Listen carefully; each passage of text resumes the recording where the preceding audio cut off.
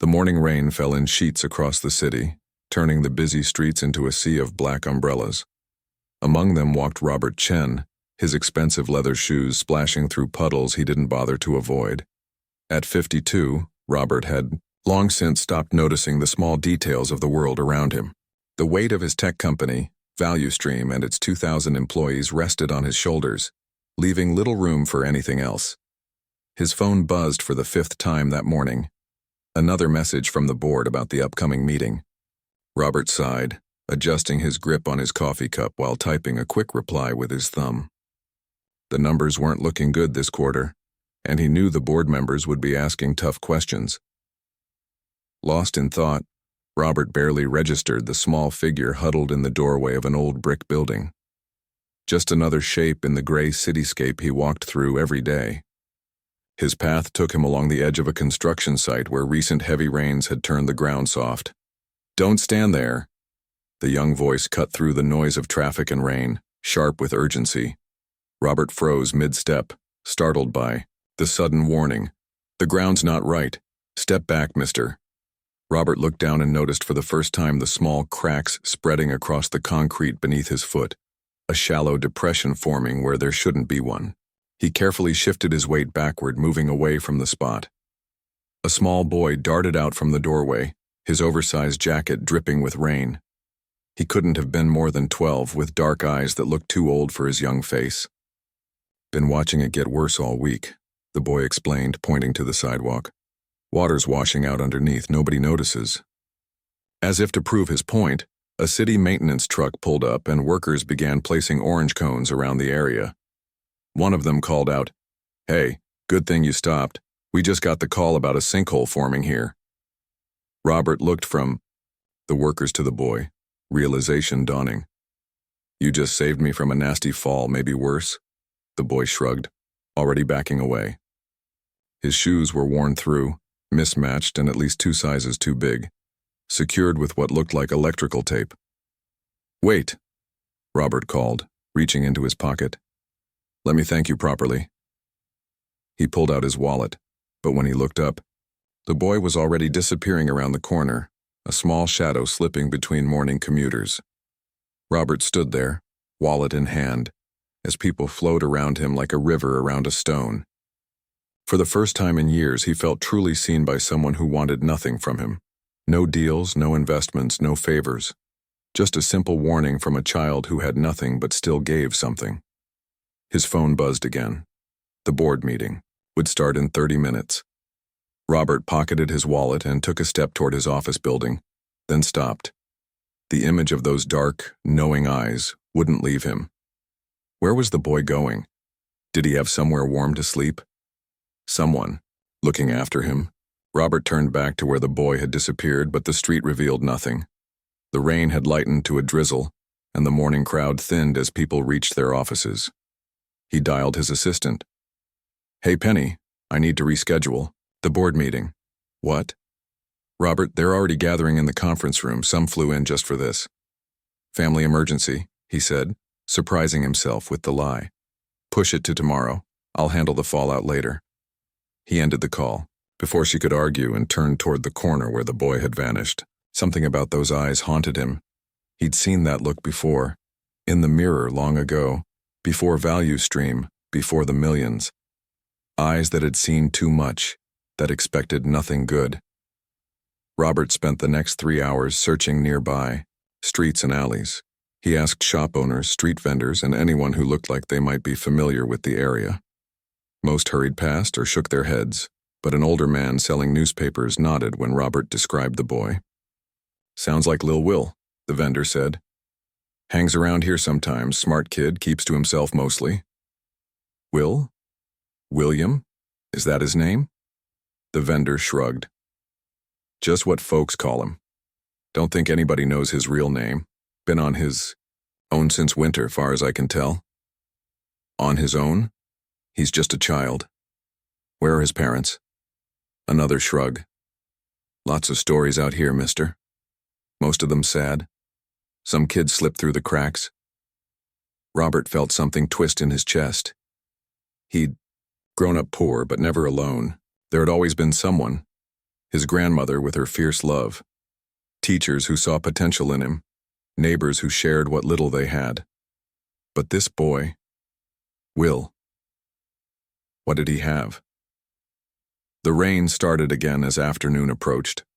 Robert's expensive suit was soaked through, his meeting long forgotten. He found himself in a small park where a few homeless people gathered under the shelter of an old gazebo. An elderly woman with a shopping cart eyed him suspiciously. "I'm looking for a boy," Robert explained, describing Will's appearance. "He helped me this morning, and I wanted to thank him." The woman's expression softened slightly. "The warning bird, we call him sometimes. Always telling folks to watch out for this or that. Saved my friend from getting hit by a bike messenger last month." She pointed toward the east end of the park. "Try the library. He goes there when it's raining, likes the books." Robert thanked her and headed to the public library 3 blocks over. Inside, warmth and the smell of books wrapped around him. The librarian at the front desk frowned at his dripping clothes but directed him to the children's section when he asked about Will. And there he was, tucked into a corner, a large book open on his lap. Up close, Robert could see how thin the boy was, how his collarbone jutted beneath his dirty t-shirt. Will's fingers were tracing the words on the page slowly, his lips moving silently as he read. Robert approached carefully, not wanting to startle him. "Hello again." Will's head snapped up, his body tensing like he might bolt. Recognition flashed in his eyes, followed immediately by wariness. "You following me?" "I wanted to thank you properly," Robert said, keeping his distance. "You saved me from getting hurt this morning." Will shrugged, closing the book on his lap. Something about space and planets. Anyone would have said something. "No," Robert said quietly. "They wouldn't. Most people don't notice things like that. Or if they do, they don't speak up." Will didn't answer, his gaze dropping back to the book.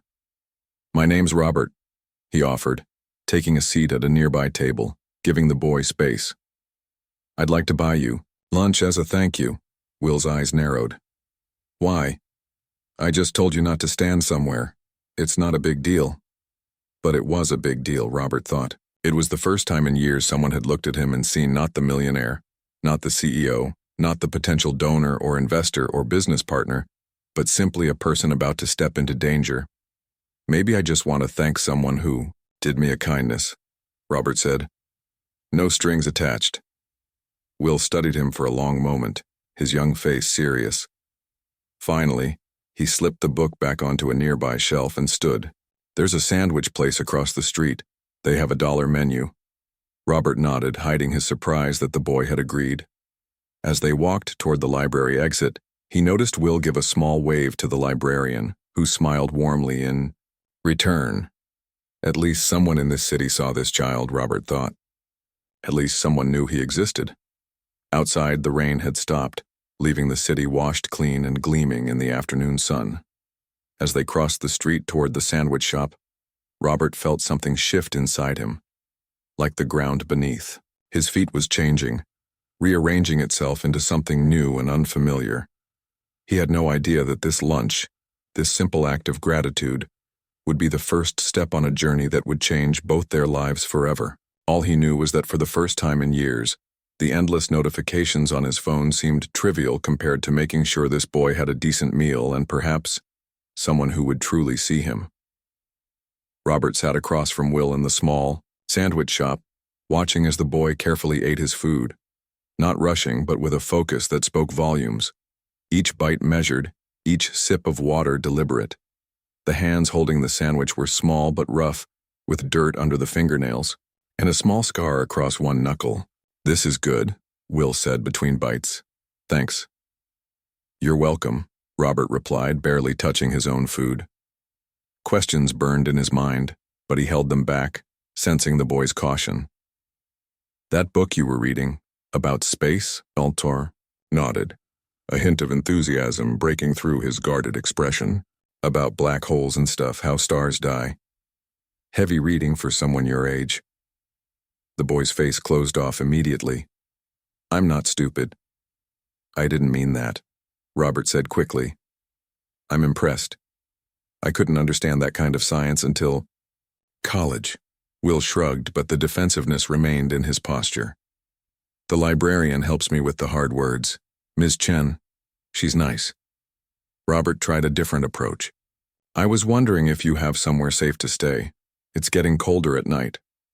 Will took another bite, chewing slowly, clearly deciding how much to reveal. I'm fine. Do you have family looking for you? Someone I could call? No. The word came out flat final. What about social services or... Will stood suddenly, his sandwich half-eaten. I should go. Thanks for lunch. Wait, Robert said, rising too. I just want to help. I don't need help from someone who normally wouldn't even look at me, Will said, eyes flashing. I've seen you before walking this same route. Head down, talking on your phone, stepping around people like me like we're just another puddle to avoid. The words hit Robert like a physical blow, partly because they were true. How many mornings had he walked these same streets, oblivious to everything but his own concerns? You're right, he admitted quietly. I haven't been paying attention, but I'm looking now. Will studied him, doubt plain on his young face. Why? Because I did you a favor? That doesn't make us friends. No, it doesn't, Robert agreed, but it could be a start. Will hesitated, then shook his head. I need to go. He grabbed his sandwich, wrapped it carefully in a napkin, and headed for the door. Robert let him leave this time. Pushing too hard would only drive the boy further away. But as he watched Will disappear once more into the city crowd, he made a decision. He wouldn't stop looking. Somewhere in this vast city, this child was sleeping alone, unprotected. The thought was unbearable. The next day, Robert canceled all his meetings again, ignoring the increasingly concerned messages from his executive team. For the first time in 20 years, the company could wait. He returned to the library, but Will wasn't there. Ms. Chen remembered him, though.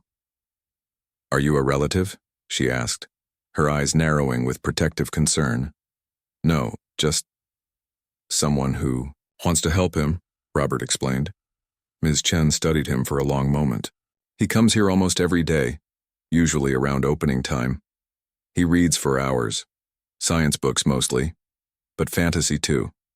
Anything about other worlds. Do you know where he stays? Where he sleeps?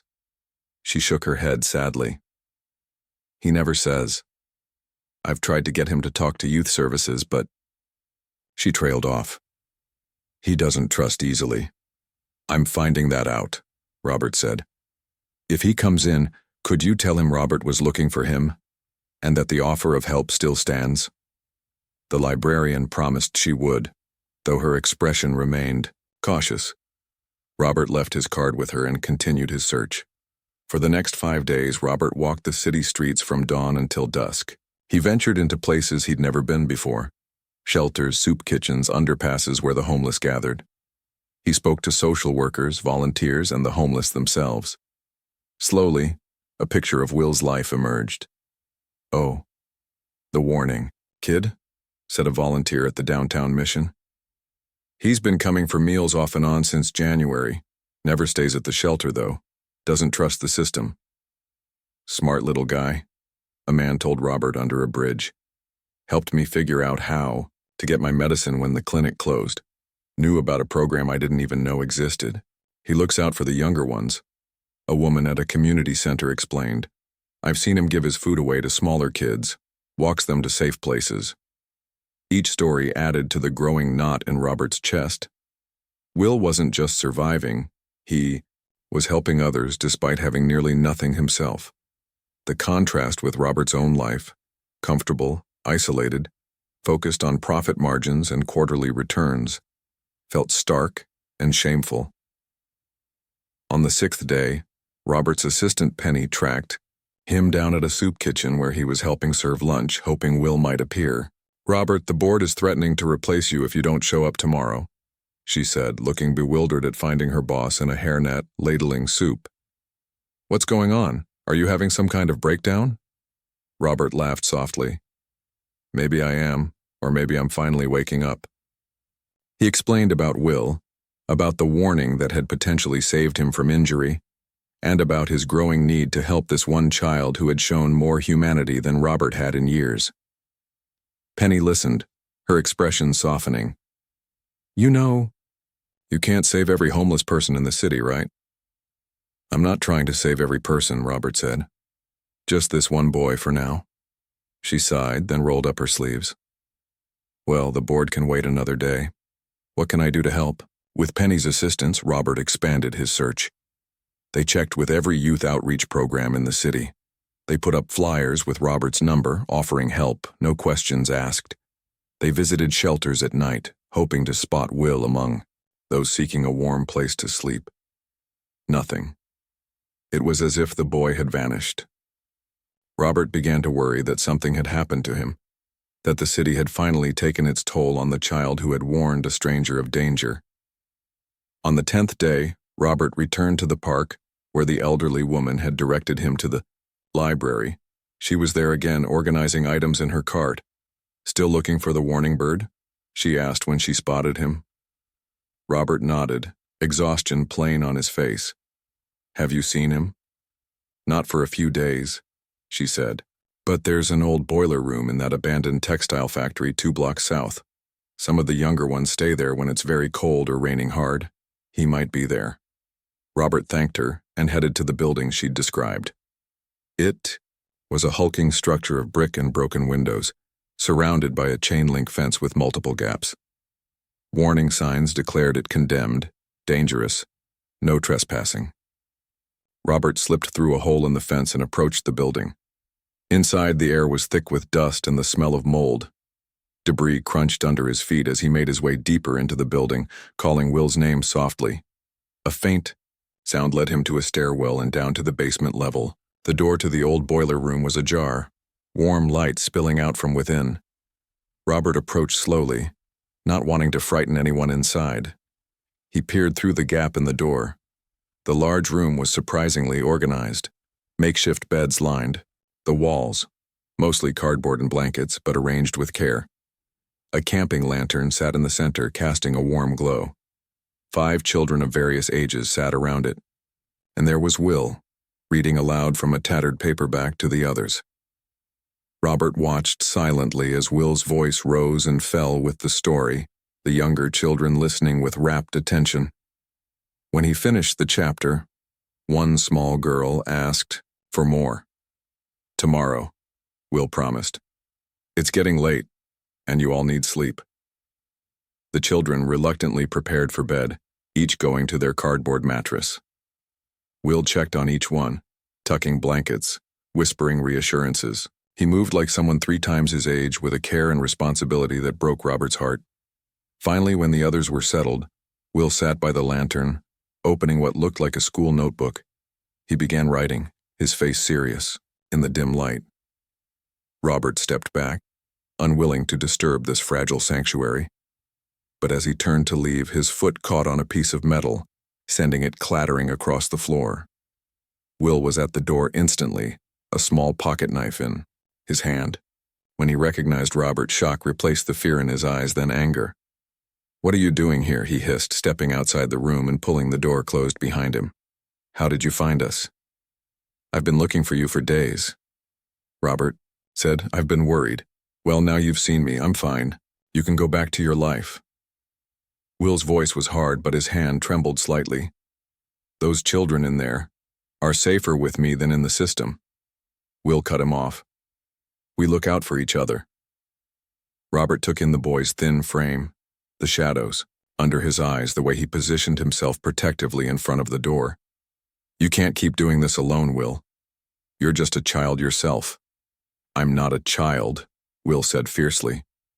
"I stopped being a child when my mom died and nobody came to help. When the foster home they put me in was worse than the streets. When I realized nobody was coming to save me." Robert felt the weight of those words, the years of betrayal and abandonment behind them. "I want to help you, Will. All of you. No system, no forms, no separation. Just help. Food, safer shelter, Maybe school eventually. But only if you want it. Will's eyes narrowed, suspicion plain. Why would you do that? What do you get out of it? Robert thought for a moment, searching for the honest answer. A chance to be the person I used to want to be, before money and success made me forget what matters. Will studied him for a long time, his young face serious beyond his years. The silence stretched between them, filled with the distant sounds of the city and the soft breathing of sleeping children behind the door. We need food, Will finally said. Real food, not just sandwiches. And medicine for Tina, she has asthma, and books. We need more books. It wasn't acceptance, not yet. But it was a start. A door cracked open, just enough for hope to slip through. I can do that, Robert said quietly. All of it, and more, if you'll let me. Will didn't smile, didn't nod, didn't give any sign of trust. But he didn't send Robert away either. And in that moment, standing in the dusty hallway of an abandoned factory, something shifted between them. The first fragile bridge across a vast divide. 2 weeks passed in a delicate dance of trust-building. True to his word, Robert brought food, medicine, blankets, and books to the abandoned factory. He never arrived empty-handed, and he never pushed for more than Will was willing to give. Sometimes Will would talk with him for a few minutes. Other times he would simply take the supplies with a nod and disappear back inside. The other children gradually warmed to Robert. Little Tina, with her asthma inhaler clutched tight in her fist, would wave shyly. Andy, no more than 7, would ask Robert about his shoes, always polished, always expensive, with undisguised wonder. But Will remained cautious, his dark eyes watching Robert's every move as if waiting for the betrayal he seemed certain would come. On this day, Robert arrived with a backpack full of supplies and a plan. After much discussion with Penny, who had become his willing accomplice in this unusual mission, he had found a vacant apartment building he owned through one of his investment companies. It wasn't fancy, but it was safe, clean, and, most importantly, legal. Somewhere the children could stay without fear of being discovered or reported. I want to show you something, Robert told Will after distributing sandwiches to the group. Just you for now. Will frowned but nodded, following Robert outside after giving instructions to the oldest girl to watch the others. They walked 6 blocks in silence, Will staying slightly behind Robert, still maintaining his careful distance. The apartment building was in a quiet neighborhood, red brick with fire escapes zigzagging down the front. Robert unlocked the front door and led Will up to the 2nd floor. This whole building is empty right now, he explained, opening apartment 2B. I own it. It was going to be renovated and turned into luxury condos, but those plans can wait. Will stepped inside, his eyes widening slightly as he took in the simple but clean space. There was a small living room with a couch and chairs, a kitchen with a working stove and refrigerator, 2 bedrooms with real beds, and a bathroom with a shower. You and the others could stay here, Robert said. It's not fancy, but it's safe. No one would bother you. I'd make sure of it. Will walked through the room slowly, touching nothing, but Robert could see him taking in every detail. What's the catch? He finally asked. No catch, Robert said. I just want you all somewhere, safe. Will turned to face him, skepticism plain on his face. People don't just give away apartments. What do you want? Robert sighed, leaning against the wall. Maybe I'm trying to make up for something. What could you possibly need to make up for? Will asked. You have everything. Not everything, Robert said quietly. And having money doesn't mean you've made all the right choices. Will considered this, then walked to the window, looking out at the street below. The others would like it here, he admitted, especially Tina.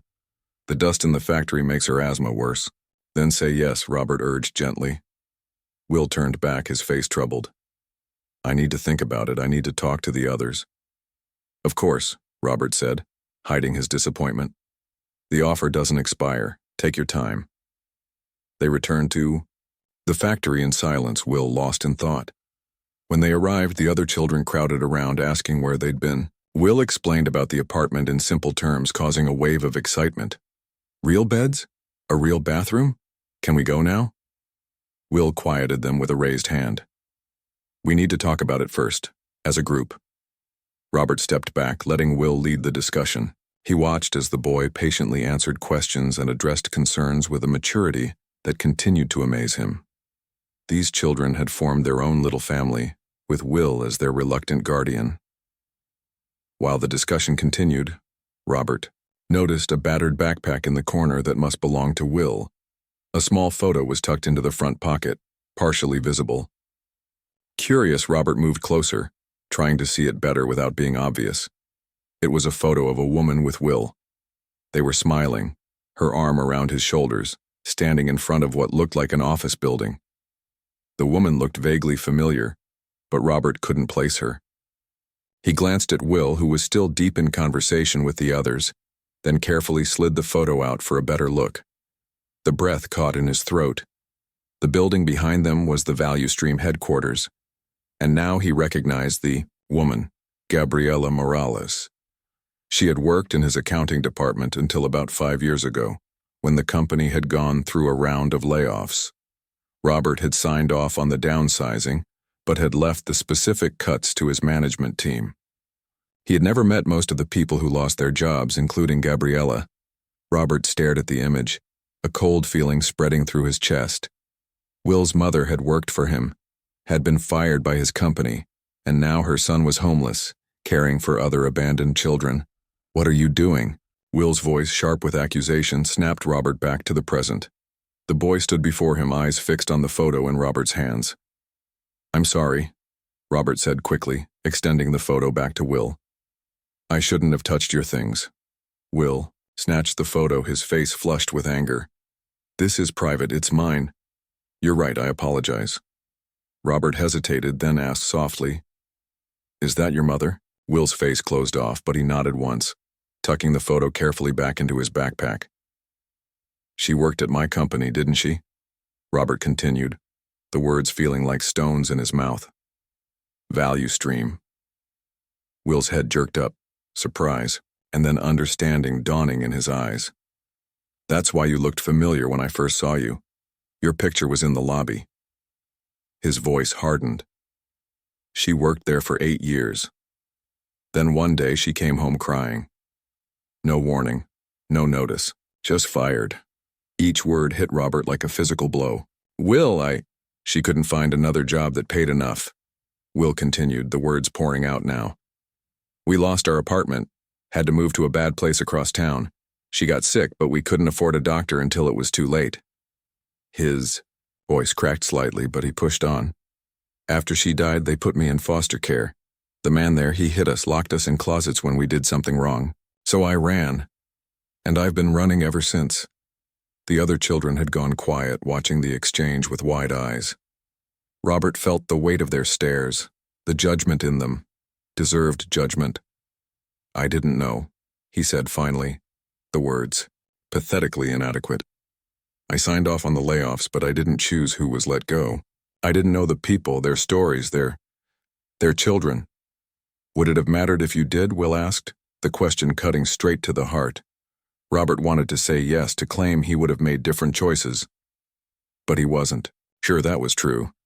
The Robert of 5 years ago had been focused on stock prices and profit margins, not on the human cost of his decisions. "I don't know," he admitted honestly. "I'd like to think so, but I don't know." Will nodded, as if the answer confirmed something he already believed. "You should go now." "Will, please," Robert began, but the boy cut him off. "I need time to think. We all do." Will glanced at the other children, who were watching with solemn faces. "You've brought us food and stuff, and that's good, but this changes things."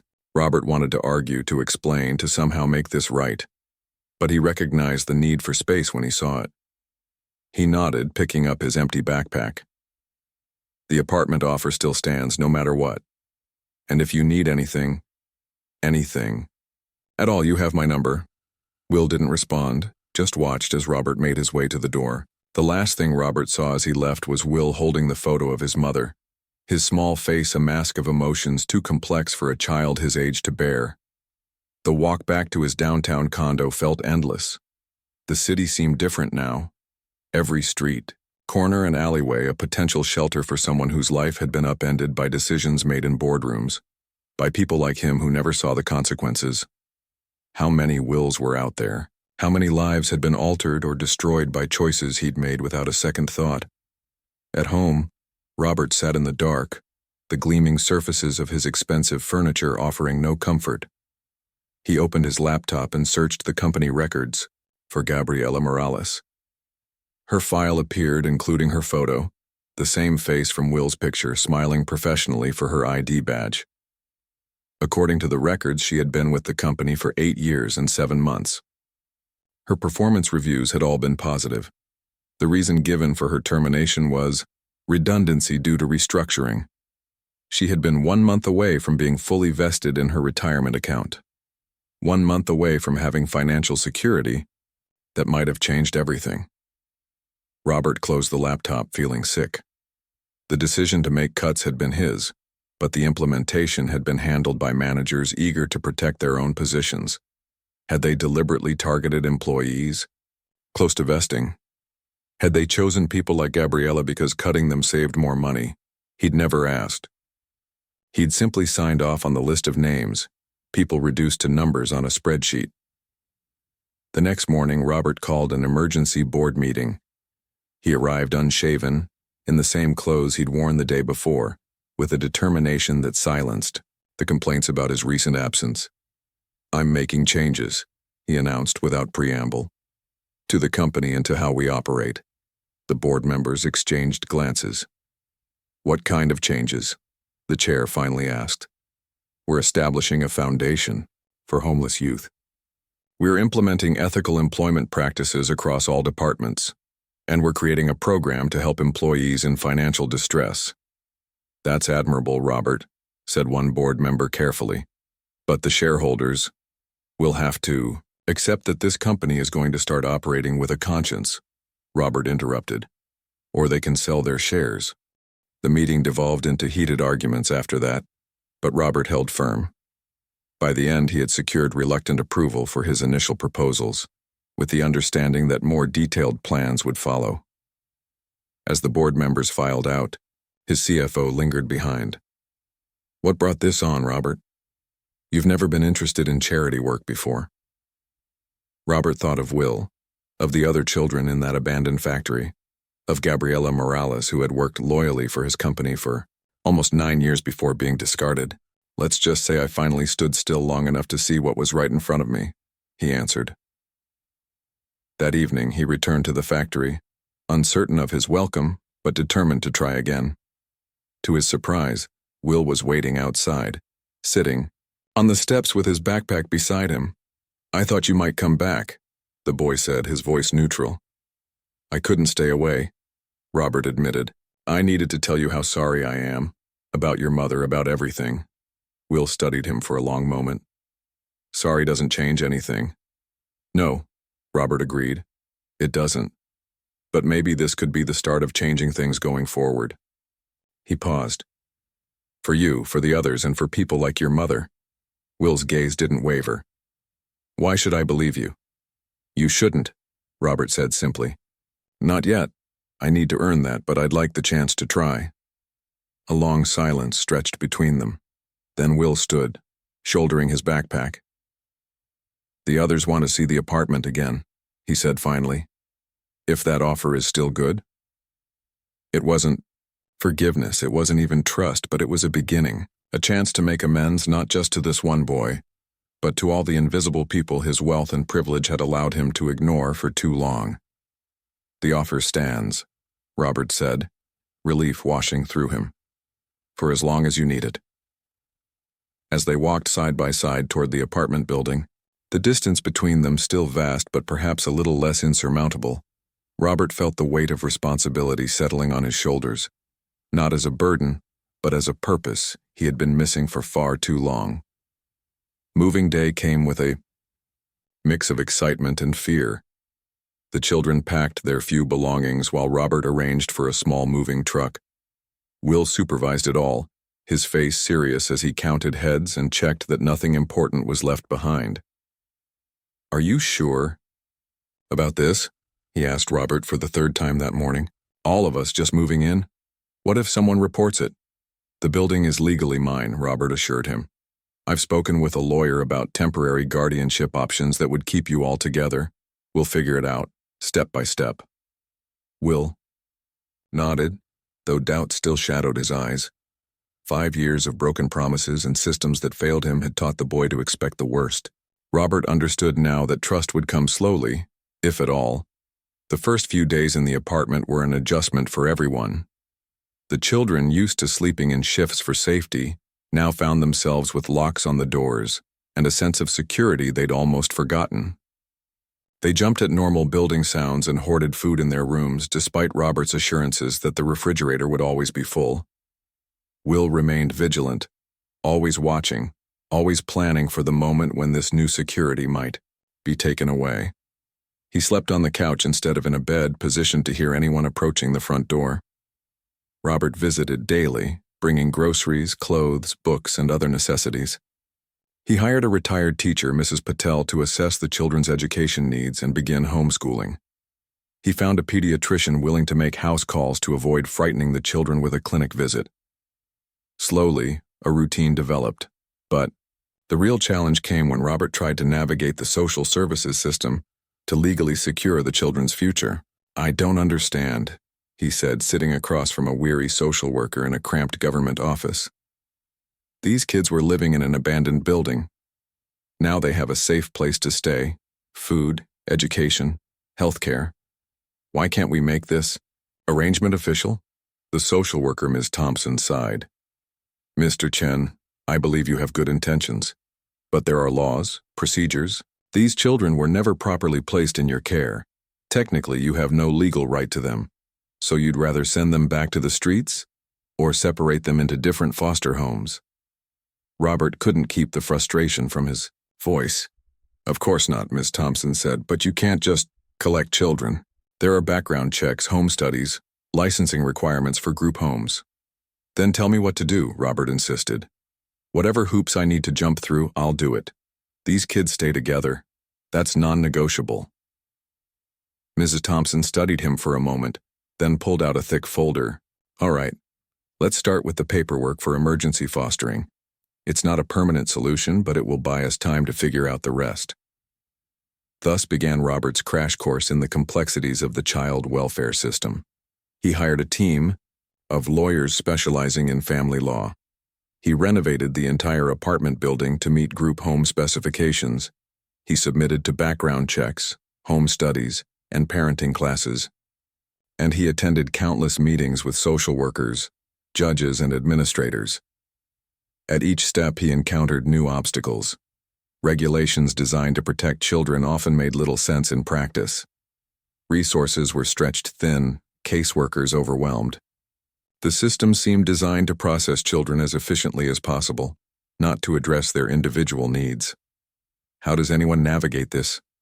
he asked Penny one evening after another frustrating day of bureaucratic dead ends. "Especially someone without money or connections." "They don't," Penny said simply. "That's the point you're missing, Robert. Most people can't fight the system like you can. They just get crushed by it." The realization hit him hard.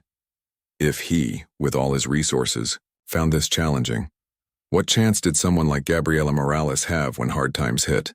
What chance did any of the parents of the children now in his care have? Meanwhile, Will was facing his own adjustments. After initial resistance, he had agreed to attend a local public school, along with the other children. His first day had been difficult. Years of interrupted education had left gaps in his knowledge, and the social dynamics of school were overwhelming after so long on his own. "I don't need school," he told Robert that evening, sitting at the kitchen table with homework spread before him. "I was doing fine teaching myself." "You were," Robert agreed. "But imagine how much more you could learn with the right tools and teachers." Will frowned down at his math worksheet. "The other kids stare at me. They know I'm different." Robert considered his response carefully. "You are different. You've experienced things they can't imagine. That's made you stronger in ways they might never understand, he paused. But different doesn't have to mean alone. Will didn't respond, but he returned to his homework, working steadily until he'd completed it all. As the weeks passed, Robert found himself spending more and more time at the apartment. He helped with homework, joined them for dinner, read bedtime, stories to the younger children. His own condo began to feel empty, sterile compared to the chaotic warmth of the apartment where 7 children now lived together as a family. His work at Value Stream changed too. He delegated day-to-day operations to focus on restructuring the company's priorities. He implemented new policies, no layoffs without exploring all alternatives first, extended healthcare benefits, emergency funds for employees facing financial crisis, flexible work arrangements for parents. The board resisted initially, warning of decreased profits and shareholder revolt, but Robert held firm. "We've been measuring success the wrong way," he told them. "Profit at the expense of people isn't success, it's exploitation, and I won't do it anymore." To his surprise, many employees embraced the changes. Morale improved, retention increased, and while profits dipped slightly, they stabilized at a sustainable level that still satisfied most investors. 3 months. After moving the children into the apartment, Robert faced his biggest challenge yet, a court hearing to determine their placement. Despite all his efforts, there were no guarantees that the judge would allow them to stay together under his care. The night before the hearing, Robert stayed late at the apartment, helping the children prepare their best clothes and answering their nervous questions. When the younger ones had gone to bed, he found Will sitting alone on the fire escape, looking out at the city lights. "Big day tomorrow," Robert said, joining him in the cool night air. Will nodded, his face unreadable in the darkness. "What happens if they say no? If they split us up?" "I won't let that happen," Robert promised. "I've done everything possible to make sure you all stay together." "But what if it's not enough?" Will persisted. "The system doesn't care what we want." Robert took a deep breath. "Then we'll appeal. We'll fight. I have resources, Will, and I'm not giving up." Will was quiet for a long moment. Then he said, "I found something today, when I was getting my stuff ready for tomorrow." He pulled a folded paper from his pocket and handed it to Robert. It was a certificate, faded and creased. An Employee of the Month award for Gabriela Morales from Value Stream, dated 6 years earlier. "She was so proud of this," Will said softly. "She framed it and hung it on our kitchen wall. Said it proved that hard work was noticed, that doing your best mattered."